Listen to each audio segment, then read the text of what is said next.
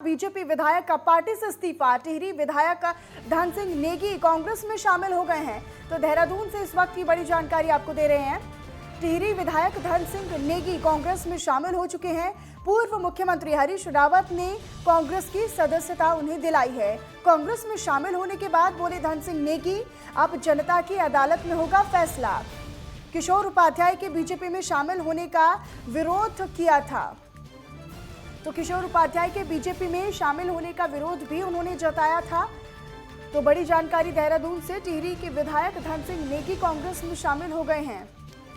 तो पूर्व मुख्यमंत्री हरीश रावत ने कांग्रेस की सदस्यता उन्हें दिलाई है।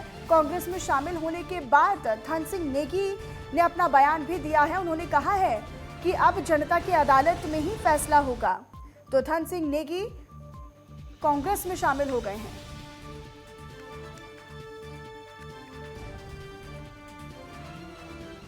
और हमारे संवाददाता देहरादून से योगेश सेमवाल हमारे साथ लाइव जुड़े हुए हैं। योगेश, बीजेपी विधायक का पार्टी से इस्तीफा हो गया है। हालांकि इससे पहले भी हमने देखा कि कई जो विधायक और जो नेता हैं वो दल बदल कर रहे हैं, लेकिन इस इस्तीफे को कितना महत्वपूर्ण माना जाए?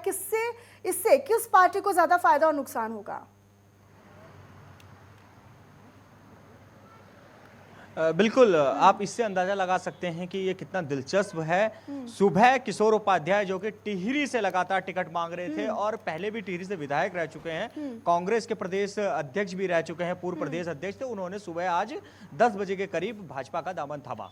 उन्होंने दामन थामा और 2 घंटे बाद अगर देखा जाए तो जो मौजूदा विधायक थे वो भी टिकट मांग रहे थे भाजपा से, लेकिन उनका टिकट अब लगभग कट चुका था, क्योंकि किशोर उपाध्याय ने जैसे ही भाजपा का दामन थामा तो उनको टिहरी का टिकट दे दिया गया, फाइनल कर दिया गया कि वही अब भाजपा के प्रत्याशी होंगे। इस बात को जैसे ही सामने आई, उसके बाद हरीश रावत के सामने वो पहुंच गए और उसके बाद उन्होंने देखा, जिस तरह से आप सब देख रहे हैं कि उन्होंने कांग्रेस का दामन थाम लिया, यानी कि वो कांग्रेस के प्रत्याशी हो जाएंगे। शाम तक शायद डिक्लेयर हो जाएगा कि वो अब कांग्रेस की प्रत्याशी होंगे। टिहरी से वो कांग्रेस की तरफ से चुनाव लड़ेंगे, यानी कि जो कांग्रेस के जो प्रत्याशी हो सकते थे वो अब भाजपा में चले गए और भाजपा के जो प्रत्याशी जो विधायक थे वो अब कांग्रेस में चले गए। इन सब के बीच में अब समीकरण त्रिकोणीय हो गया। त्रिकोणीय समीकरण इसलिए कहेंगे क्योंकि वहां पर ऑलरेडी जो है एक पूर्व विधायक मौजूद हैं, धने, और धने जो है वो बहुत ही मजबूत कैंडिडेट माने जाते हैं टिहरी से, और वो निर्दलीय ताल ठोक रहे हैं। उम्मीद ये जताई जा रही थी कि वो कांग्रेस में आएंगे और कांग्रेस के जो टिकट पर वो चुनाव लड़ेंगे, लेकिन ऐसा हुआ नहीं।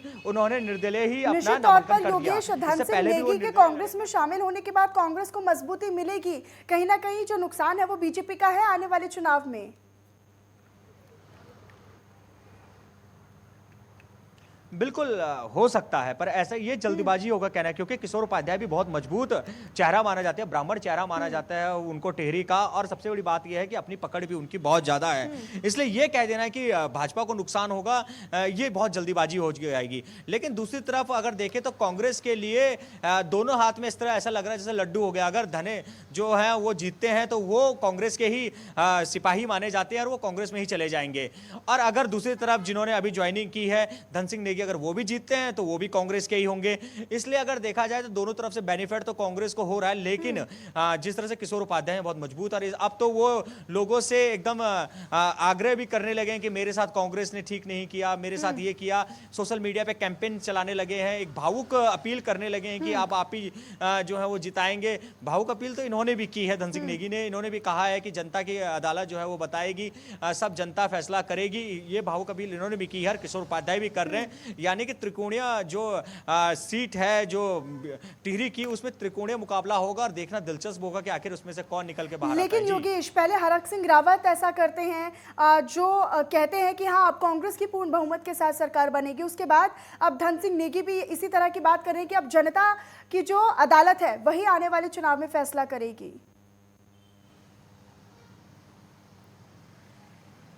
बिल्कुल, सभी यही कह रहे हैं। इस समय जिस तरह से देखा भी जाता है, हर जगह देखा जाता है कि दल बदल बहुत तेज हो जाता है, तो उत्तराखंड भी उससे कैसे अछूता रह सकता है। उत्तराखंड में भी दल बदल बहुत तेज हो गया है लगातार। पिछले 1 महीने से हम देखें तो एक पार्टी से दूसरी पार्टी में, दूसरी तीसरी पार्टी में, यही चल रहा है।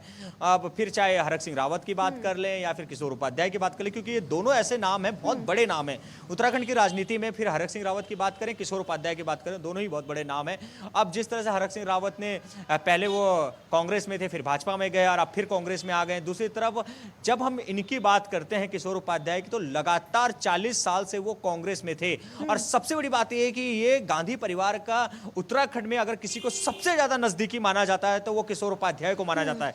कहा जाता है कि इतने नजदीक है कि राहुल गांधी से सीधे बात होती थी उनकी, राहुल गांधी सीधे उनसे बात करते थे कि, और खुद राहुल गांधी ने भी कहा था कि इनके मामले को सॉर्ट आउट कीजिए, इनके टिकट को फाइनल कीजिए। लेकिन आखिर में देखने के लिए यही आया कि अब वो भाजपा में चले गए, यानी कि इतना करीबी व्यक्ति शायद ही कोई इस समय उत्तराखंड में इतना करीबी था जितना किशोर उपाध्याय थे। लेकिन किशोर उपाध्याय अब भाजपा में चले गए हैं और भाजपा के सिपाही बन गए हैं।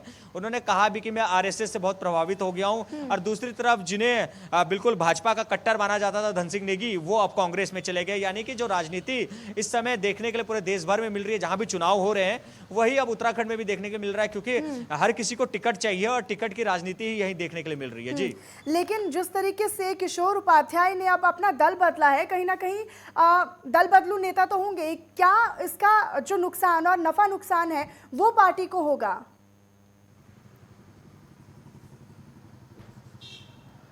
बिल्कुल, पार्टी भाजपा ने समीकरण जरूर बिठाए होंगे। समीकरण बैठाने के बाद ही उन्होंने जिस तरह से किशोर उपाध्याय को अपनी पार्टी में लाए, तो उन्होंने जरूर समीकरण बैठाए होंगे और अच्छा खासा बड़े नेताओं ने उनकी ज्वाइनिंग कराई है। दूसरी तरफ अगर देखा जाए तो कांग्रेस के जो धन सिंह नेगी हैं, वो बहुत कमजोर विधायक माने जा रहे हैं। अगर भाजपा के सबसे कमजोर विधायकों की लिस्ट बनेगी तो टॉप 5 में वो भी थे, सबसे कमजोर विधायक माने जा रहे थे। और उनका पार्टी भी इस बात को अच्छे से जानते थे, इसी वजह से पार्टी ने उनसे किनारा किया और किशोर उपाध्याय को वहां से टिकट देने का फैसला ले लिया। दूसरी तरफ जो निर्दलीय विधायक हैं धने, वो बहुत मजबूत कैंडिडेट है। तो यानी कि जो असली कंपटीशन है वो कांग्रेस और भाजपा के बीच में नहीं, बल्कि भाजपा और निर्दलीय जो धने हैं उनके बीच में होने जा रहा है। उन्हीं दोनों के बीच में कंपटीशन होगा और वही पता चलेगा कि दोनों में से कौन जीत के आता है। क्योंकि जो है वो अभी फिलहाल आने वाले चुनाव में, चाहे वो कांग्रेस हो, बीजेपी हो या फिर निर्दलीय हो, आने वाला वक्त बताएगा कि किससे किसको कितना फायदा होगा। अपनी नजर योगेश लगातार बनाकर रखिएगा, आगे भी आपसे इस खबर पर ज्यादा जानकारी और अपडेट हम लेकर अपने दर्शकों तक पहुंचाते रहेंगे। बहरहाल बहुत बहुत धन्यवाद योगेश आपका इस तमाम जानकारी और अपडेट के लिए। तो लगातार किस तरीके से जो किशोर उपाध्याय हैं उन्होंने अपना दल बदल लिया, उससे नफा नुकसान कितना होगा वो आने वाले चुनाव में पता चलेगा। आने वाले उत्तराखंड की जो विधानसभा चुनाव है उसमें बेहद ही दिलचस्प जो लड़ाई है वो होती जा रही है, चाहे वो कांग्रेस हो, बीजेपी हो या फिर निर्दलीय हो। अगर हम धन सिंह नेगी की बात करें तो वो भी एक मजबूत नेता माने जाते हैं, किशोर उपाध्याय भी एक बहुत कद्दावर, मंझे हुए और एक मजबूत नेता माने जाते हैं। लेकिन लड़ाई किसके बीच में है वो आने वाला वक्त बताएगा। हालांकि